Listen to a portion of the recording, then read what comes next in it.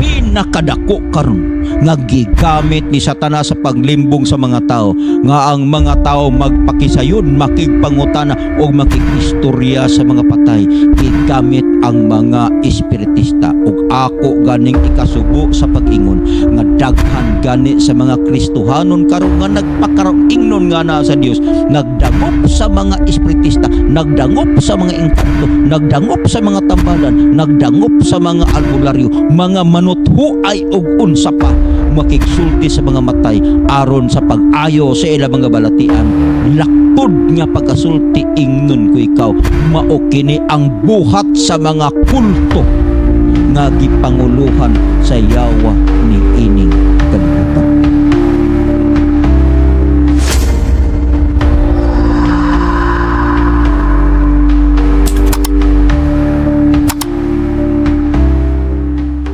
Kubosta na usab kamo mga higala, welcome back sa atong pagtuon. Naglaom ako nga nagmalipayon kasi pila ka mga adlaw nakig-uban ikaw kanako sa atong pagtuon niining atong pagtuon sa pulong sa Dios ang matuod nga pagtulunan. Ang atong hisgutan karon ang kulto ug ang espiritismo. Ang pinakadako nga pagtulunan sa espiritismo ang pagbalik sa mga patay. Sa lipat mo sugod din ako mong hangyoon pagdungos yung ulo sa pagampo. Dios nga langiton maghisgot kami sa pulong sa pagkakaron. Abliha mong hunahuna sa pagsabot. Aron mahimo namo kining giya mahitungod sa dakong kapuslanan sa pagsabot sa mga gumunhap sa kalibutan karon. Panalangin ang tanan nga nagsunod sa trumanon sa ngalan ni Hesus. Amen. Atong hisgutan karon kulto ug espiritismo. Mao kanang pinakadako nga pagtulunan sa espiritismo ang pagbalik sa mga patay. Unsay nasayran sa mga patay. Atong balikon, Ecclesiastes 9:5-6 kay ang mga buhi nasayod sila nga sila mga matay. Apan ang mga minatay dili mahibalo sa bisan unsa ni may balos pa sila tungod kay ang ilang handumanan hingkalimtan. Maingon man ang ilang gugma, mao man ang ilang pagdumot, ang ilang kasina, mga wagtang sa kanhing panahon, ni may bahin pa sila sa gihapon. Sa bisag unsa nga mga butang nga gibuhat ilalom sa adlaw. Ang busa, bisan unsang hikaplagan nga buhat sa mga kamot, buhata ka na, uban sa imong kusog. Kay dito sa Seol din ikaw mo adto walay buluhaton, ni paglalang, ni kahibalo, ni kaalam. Di pasabot mga kaigsuunan ang kamatayon nga nahibawan kini sa mga buhi. Apan ang pangutanan sab, diin man mangsugod ang paglingla sa tao mahitungod ni ining immortality of the soul o kung ang kalag dili mamatay. Atong sayron nga ang kalag mao ang tao ug ang tao mao kini ang kalag. Ang tao atong nasayran nga maoy ang lawas. Apan ang kinatibuk-an sa tao, ang iyang kaalam, ang iyang kahibalo, ang iyang attitude, ang iyang karakter, ang iyang dignidad, ang iyang physical, mental ug spiritual nga kinatibuk-an mao kana ang iyang pagkakalag. Diin ban magsugod ang paglingla sa tao mahitungod ini. Ang Henesis Kapitulo 3, versikulo 2, sukat nag-ingon, og ang babae mitubag sa bitin, makakaon kami sa mga bunga sa kahoy sa tanaman. Apan sa mga bunga sa kahoy nga nas taliwala sa tanaman, mag-ingon ang Dios, dili kamo magakaon ni ana. Bisan paghikap ni ana, aron kamo dili mamatay. Og ang bitin mingon sa babae, dili gayod kamo mamatay. Dinhi ang limbong og sugod. Ang Dios mag-ingon sa tao nga iyang gilalang, ayaw mo kaon. Nining bunga nga anaas taliwala sa tanaman sa pag-ila sa mayog sa dawtan, kay kung inyo kining kanon, inyo kining hikapon, mamatay kamo. Apan gibaliktad kini sa bitin, gibaliktad kini ni Satanas. Mingingon siya, kung mukaon mo ana, dili gayod kamo mamatay. Sa dihang mibiya ang Dios kang Saul, diin man siya mo dangop. Amaragot? Tanawa dugas, bayon tani. Nag-iingon siya din eh. Unang Samuel 28, versikulo 7, 6 ug 7, 11 ug 12 nag-ingon. Og sa diha nga nangutana si Saul kang Hiuba. Si Hiuba wala mutubag kaniya.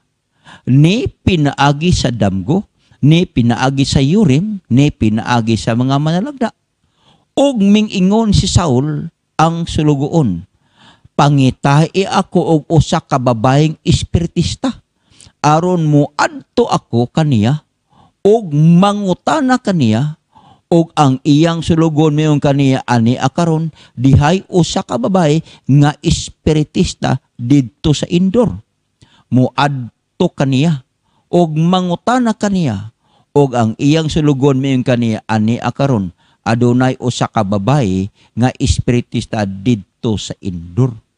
Og mingingon ang babae kaniya, akong tinguhaon nganha kanimo og pagpakita sa babae kang Samuel, og siya misinggit sa usa ka taas nga tingog, og ang babae misulti kang Saul nga nag-ingon, ingon nganong naglimbong ka kanako, kay ikaw mao si Saul. Mga kaigsuonan hinumdumi kini nga sa diha nga si Saul mingbiya na sa Dios, og si Saul gibiyaan sa Dios, ning dangop siya sa espiritista. Mga kaigsuonan, kining mga espiritista mao kini ang medium nga gigamit ni Satanas sa pagkakaron. Nga sa panahon ni Saul, gipakita sa babae sa Endor si Samuel. Kining mga espiritista gigamit kini sa yawa aron ipakita kanila ang mga patay na nga dugay na og bag-o pang nangamatay og makigsulti ka kanila. Mga kaigsuonan, kining paglimbong sa pakigistorya sa patay og sa pagpakita sa mga patay nga sila daw buhi, gipamatud-an kini Satanas nga ang kalag dili gayod mamatay, og iya kining gipaagig limbong apan hinumdumi nga dili na ang Dios maoy naghimo nini, buhat na kini sa yawa og buhat na kini sa kaaway sa Dios aron linglahon ang tao. Sanglit si Saul, di naman siya makigistorya kang Samuel sa personal. Kay patay naman si Samuel, di na po siya makigsulti sa mga propeta. Kay gibiyaan siya sa Dios, gusto siya makigistorya kang Samuel nga patay na, og ang babaeng espiritista sa Endor maoy nagpagawas kaniya sa hulagway nga gipakita ang nawong ni Samuel. Nining katapusa mga adlaw, ginahimo og gihapon kana sa yawa, diin man mudangop ang mga tao sa pagkakaron. 1 Timoteo 4 versikulo 1, og ang espiritu sa tin-aw nagpahayag nga sa koleheng panahon adunay man nagpamiya gikan sa pagtuo tungod sa ilang pagtagad sa malimbungong mga espiritu og sa mga tuluuhan sa yawa. Ang mga lihok og buhat sa mga espiritista pinaagi ni ining pag-adto sa mga medium, mga espiritista, mga tambalan og mga albularyo, mga kwak doktor. Kini sila nga ilang gipaayo ang ilang pagpanambal pinaagi sa pagsangpit sa mga minatay, sa pagsangpit sa mga kakalag ni adtuming taliwa na sa kalibutan. Kini maoy mga tuluuhan sa yawa. Pinakadako karon nga gigamit ni Satanas sa paglimbong sa mga tao, nga ang mga tao magpakisayon, makigpangutana o makigistorya sa mga patay. Gigamit ang mga espiritista. Ug ako ganing ikasubo sa pag-ingon nga daghan gani sa mga Kristohanon karon nga nagpakaron ingnon nga na sa Dios, nagdangop sa mga espiritista, nagdangop sa mga engkanto, nagdangop sa mga tambalan, nagdangop sa mga albularyo, mga manuthuay og unsa pa makigsulti sa mga matay aron sa pag-ayo sa ilang mga balatian. Laktod nga pagasulti ingnon ko ikaw, mao kini ang buhat sa mga kulto nga gipanguluhan sa yawa ni ining kalibutan. Imong nasabtan? Unsay tugon sa Dios kanimo karon?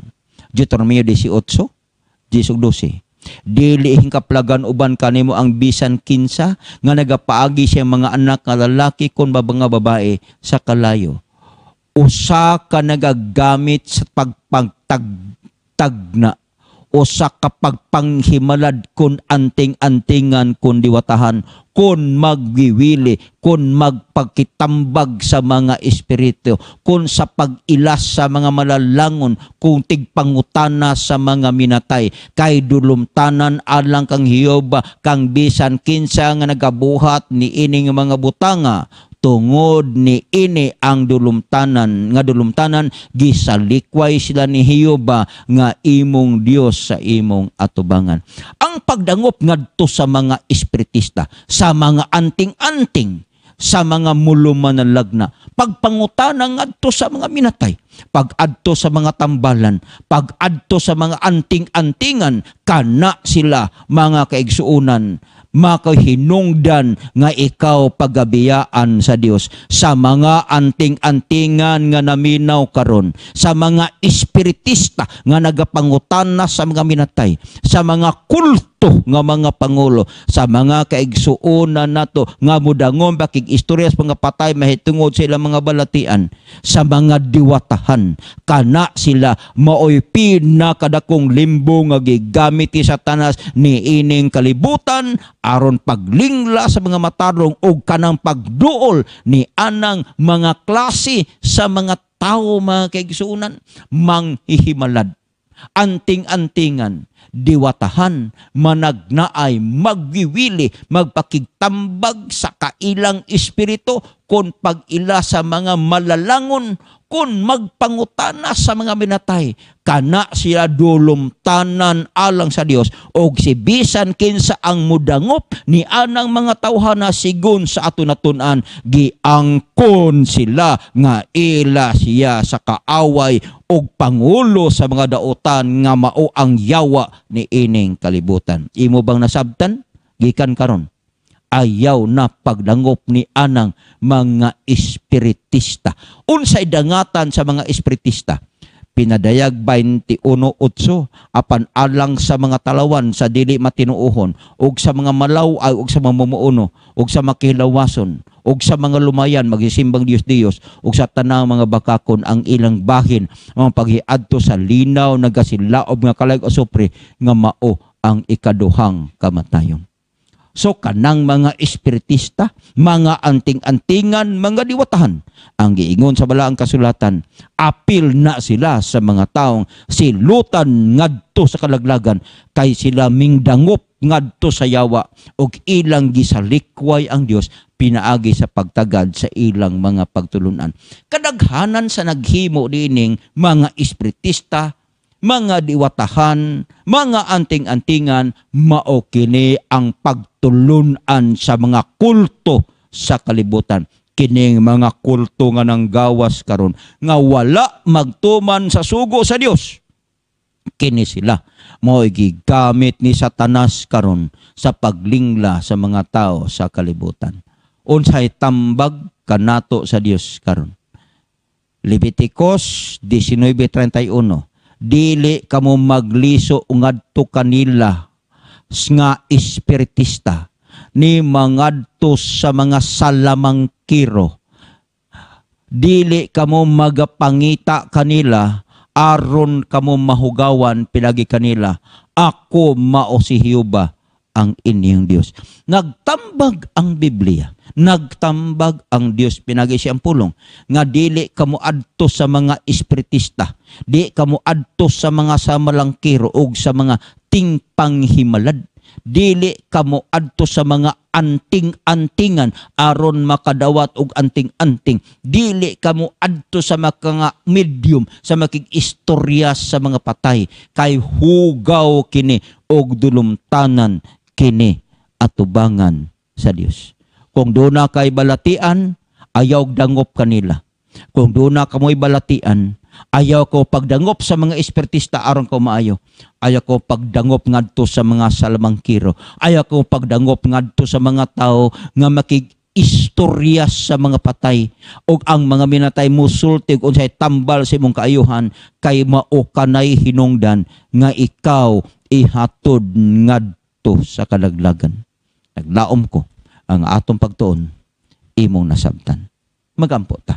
Diyos nga langit nun, salamat kay sa pulong among natunan. Tudloy kami sa pagtuo ug pagdangop kanimo dili sa mga kultong kalihukan pinaagi sa mga espiritista aron kami dili malingla. Kung kami dunay balatian, mudangop lamang kami kanimo. Kung doon na kami suliran, ikabong dangpan. Dili kami mudangop ngadto sa imong kaaway kay mao kini ang dulumtanan sa imong pagtanaw. Salamat ulit sa pagtubag sa pag-ampo. Pasaylo kami sa mga sala. Amo kining gisalig sa ngalan ni Jesus. Amen. Naglaom ako nga nakasabot og nasabtan nimo ang atong pagtuon ug gikan karon mausab ang imong panglantaw mahitungod sa mga kulto ug espiritista kay kini sila gigamit lang nga instrumento sa yawa aron limbungan ka. Daghang salamat sa pag-uban. Ang Dios magpanalangin kanatong tanan at angin na pod ang sunod nga hugna sa atong pagtuon. Ang Dios kanimo magauban.